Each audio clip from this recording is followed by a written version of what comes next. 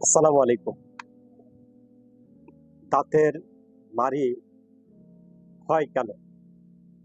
প্রতিরোধ, প্রতিকারের উপায় কি? তো আমরা দাঁতের মাড়ি ক্ষয় কেন হয়, ইভেন প্রতিকারের উপায় কি? তো আমরা এই জিনিসগুলি জানবো আজকে। যাই হোক, আমরা একটা জিনিস জেনে নেই, ডেন্টাল ক্যালকুলাস, যেটা আমাদের ভাষায় বলি, ডাক্তারদের ভাষায় বলি। ডেন্টাল ক্যালকুলাসটা কি? দাঁতের গোড়া দিয়ে যে পাথরগুলি লেগে থাকে, ময়লা জমে থেকে থেকে সেখানে পাথর জমা হয়ে যায়, এটাকে বলা হয় ডেন্টাল ক্যালকুলাস, বা সাধারণ আমজনতার ভাষায় যেটা বলা হয়, যে বলে যে এটা আকির জমে গেছে বা পাইরিয়া, এটাকে বলা হয় ডেন্টাল ক্যালকুলাস। আচ্ছা, ঠিক আছে।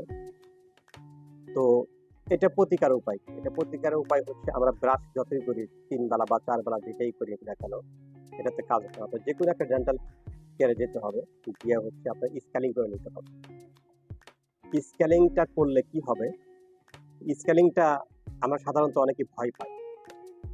স্ক্যানিং করলে আপনার দাঁতটা আবার স্বাভাবিক চলে আসবে। এবার হচ্ছে নতুন প্রজন্ম জন্ম নিবে দাঁতটা।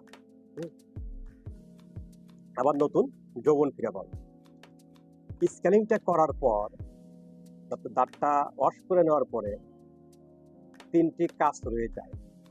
সে অনেক ডাক্তাররা এটা বলে থাকেন, অনেকেই বলেন না। তো আমি সাধারণ আমজনতাকে জিনিসটা আমি বলে দিচ্ছি, এই কাজটি অবশ্যই করুন। স্ক্যানিং করার পরে আপনার ওরাল জাতীয় কোনো জিনিস ইউজ করবেন, অথবা ওরাল এইটা আবার আপনার বাসায় বানাতে পারেন। সেটা কি করে? সেটা হচ্ছে আপনার 1 গ্লাস পানিতে হচ্ছে হাফ চামিচ, চা চামিচের হাফ চামিচ লবণ দিয়ে সেটা উষুসে গরম করে সেটাকে আপনি কুলকুচি করতে পারেন। তাহলে হবে কি, তাহলে ব্যাকটেরিয়াটা দূর হয়ে যাবে, মুখের যে ভিতরে যে ব্যাকটেরিয়াগুলো থাকে সেগুলো দূর হয়ে যাবে। দ্বিতীয়ত হচ্ছে আপনার মেট্রোনজল জেল পাওয়া যায়, এটা আপনার দাঁতের মাড়িতে ইউজ করবেন। তাহলে এই সমস্যাগুলি থেকে দূরে থাকতে পারবেন আপনি। এরপরে হচ্ছে আপনার দাঁতের মাড়ি ক্ষয় হয়ে যাচ্ছে, আপনার দাঁত দুর্বল হয়ে যাচ্ছে, দাঁত ভেঙে ভেঙে যাচ্ছে, এটার জন্য আমরা খেতে পারি হচ্ছে ক্যালসিয়াম D3।